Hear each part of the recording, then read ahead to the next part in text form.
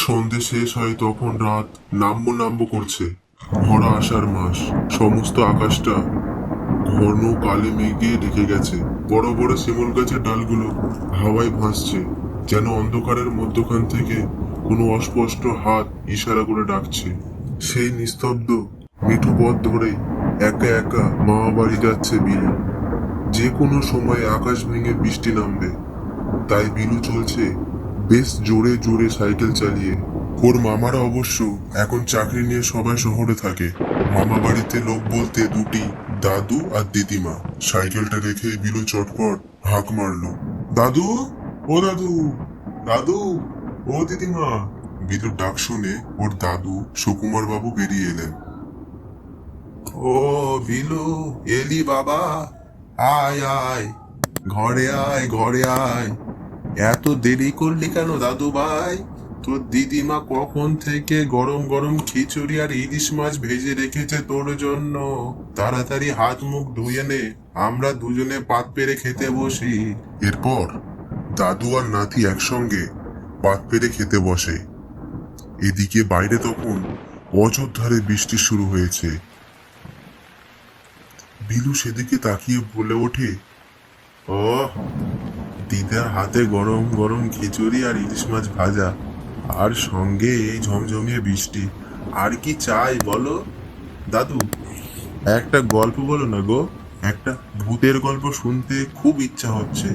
কতদিন তোমার মুখে গল্প শুনি না। সুকুমার বাবু বাইরে অন্ধকারের দিকে তাকিয়ে রইলেন, তারপরে বললেন, গল্প, আচ্ছা, তো তোকে আজ আমি একটা ভয়ঙ্কর ভূতের গল্প শোনাবো। এই গল্পতে আমিও আছি। এটা একটা ঘাউলের গল্প। ঘাউল? ঘাউল কি দাদু? সেটা জানতে হলে দাদু ভাই তোমাকে পুরোটা গল্প শুনতে হবে। এই বলে সুকুমার বাবু গল্প বলতে শুরু করলেন। আষাঢ় মাসে সেই দিনটা ছিল বড়ই দুর্যোগের। সকাল থেকে অঝোরে বৃষ্টি হয়ে চলেছে। আকাশে ঘন কালো মেঘ মুখ ভার করে রেখেছে। রসুলপুর গায়ে ভ্যানালা রহিম আর ওর বউ মেরুন্নেসা ওদের ঘরের দাবায় দাঁড়িয়ে রয়েছে করুণ মুখে। আফ, সকাল থেকে এমন বৃষ্টি হয়ে চলেছে, আজকে ফ্যানটা নিয়ে একবারের জন্য বেরোতে পারলাম না। তাই তো গো, কেমন আকাশ ভাঙা বৃষ্টি হলো। এর মধ্যে কেমন করে বের হবে দেখি। চল চল বাউ, চল ঘরে চল, বৃষ্টিটা আরো বাড়ছে, এখানে দাঁড়িয়ে থাকলে তুই ধরে পড়বি নি। এরপর ওরা দুজনে ঘরে চলে যায়।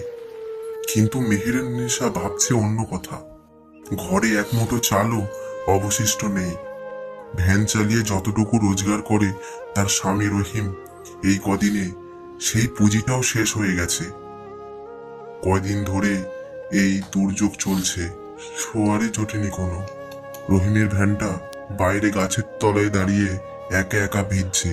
জানালা দিয়ে সেদিকে তাকিয়ে হতাশ হয়ে বলে ওঠে মেরুন্নেসা, একেই বলে কপাল, ঘরে এক ফোঁটা আনাজ নেই, আর আজ কদিন ধরে এমন বৃষ্টি শুরু হলো।